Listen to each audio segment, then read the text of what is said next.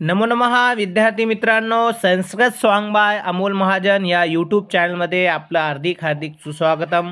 तर विद्यार्थी मित्रांनो, आज आपण संपूर्ण संस्कृतम यामध्ये जो भाग हाताळणार आहोत, आपण त्या भागामध्ये आज चर्चा करणार आहे आणि त्या चर्चावर आपण संपूर्ण संस्कृतम यामध्ये जो आमोदह आहे त्या आमोदह या पुस्तकामधून आज आपण जो लेखन कौशलम भाग आहे, मागच्या व्हिडिओमध्ये आपण आधुनिक पहेलिका याचा अभ्यास केला होता।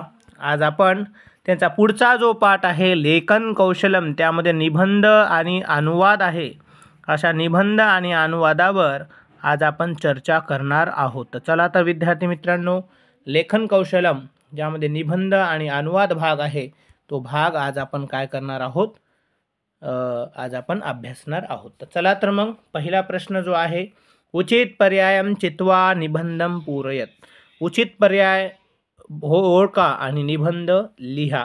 तर मग आज आपला पहिला जो पर्याय आहे श्री गणेशः, तर मग आपण श्री गणेशः हा आज पाहणार आहोत। तर चला तर विद्यार्थी मित्रांनो, हे मध्येच दोन शब्द आहेत, त्या दोन शब्दांमधला एक शब्द बरोबर असणार आहे आणि तो कोणता शब्द बरोबर असणार आहे त्या शब्दावर आपण टिक करणार आहोत। तर चला तर विद्यार्थी मित्रांनो, वाचूया आपण। श्री गणेशः विद्यायाः आणि धनस्य देवता।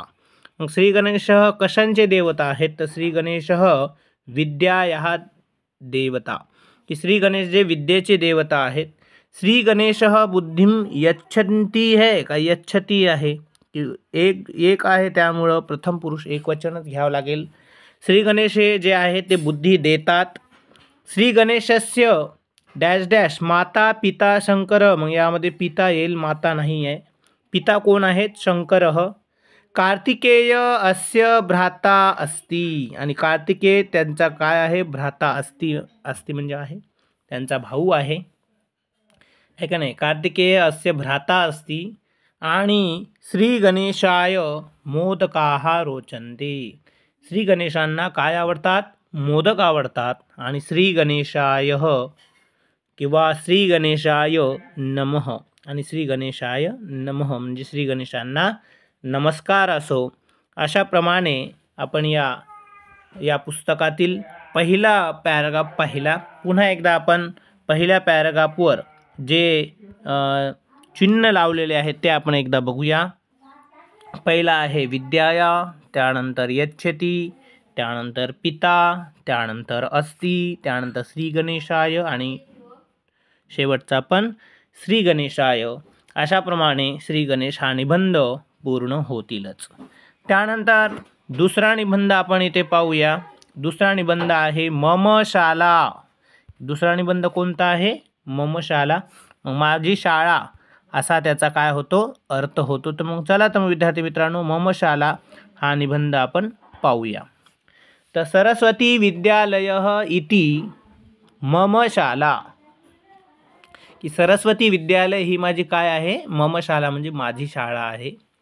अहम अष्टमी कक्षायां पठामि, की मी अष्टमी कक्षा म्हणजे 8वी कक्षामध्ये काय करतो, पठामि म्हणजे शिकत आहे, वाचत आहे। त्यानंतर मम शाला, बघा मम शाला नगरे अस्ति, की माझी शाळा कशामध्ये आहे, नगरे म्हणजे नगरामध्ये आहे, माझ्याच नगरामध्ये आहे। मम शालायां बहुनी पुस्तकानि विद्यन्ते, की माझ्या शाळेमध्ये बहुनी भरपूर सारे पुस्तकानि, पुस्तक विद्यन्ते म्हणजे आहेत। मग असल्यानंतर काय झालं बघा, सर्वे छात्राः, बघा छात्रः येईल इथे, सर्वे छात्राः अध्ययनप्रियाः सन्ति, की सर्व जे छात्र आहेत शाळेतले ते अध्ययनप्रिय आहे त्यांना। आणि त्यानंतर मह्यम पाठशाला, मह्यम पाठशाला अतीव रोचते, आणि मला माझी पाठशाळा भरपूर आवडते। अशाप्रमाणे हा मम पाठशालाचे जेवढ्याही टिक केलेले आहेत आपण सहजतेने त्या करून ठेवलेले आहेत। तर विद्यार्थी मित्रांनी त्या टिकमार केलेले जे शब्द आहेत ते अत्यंत समीचीन बरोबर असल्यास कारणाने तुम्ही ते लिहूनही घ्यायचे आहेत। त्यानंतर तिसरा जो आहे क वाला जो निबंध आहे, तो क वाला निबंध आपण बघूया। क वाला निबंध आहे मयूरः। तर चला तर विद्यार्थी मित्रांनो, आपण मयूर नावाच्या निबंधाला काय करूया, सुरुवात करूया.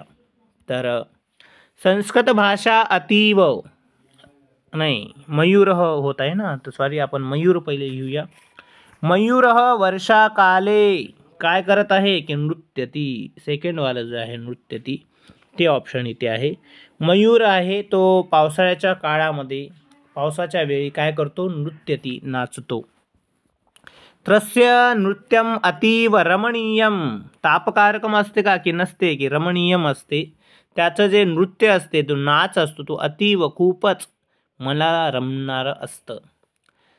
जलपूर्वम मेघम आकाशे दृष्ट्वा सह नृत्यती.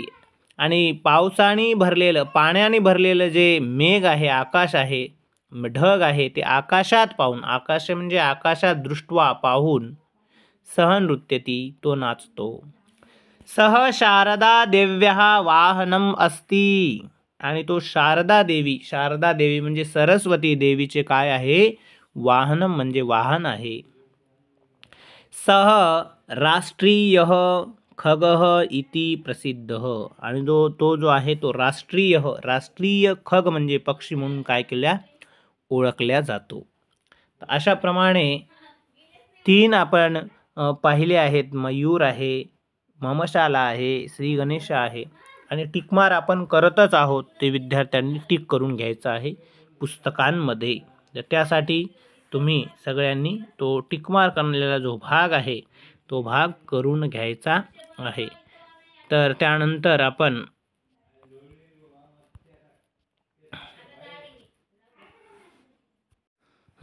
त्यानंतर संस्कृत भाषा, त्यानंतर आपण संस्कृत भाषावर विचार विमर्श करणार आहोत की संस्कृत भाषा जो आहे ते कसा आहे. संस्कृत भाषा त्यावर आज आपण काय करूया, विचार करूया की संस्कृत भाषा अतीव कशी भाषा आहे मुलांनो, की प्राचीना भाषा, न्यूतन नसते, प्राचीन भाषा आहे.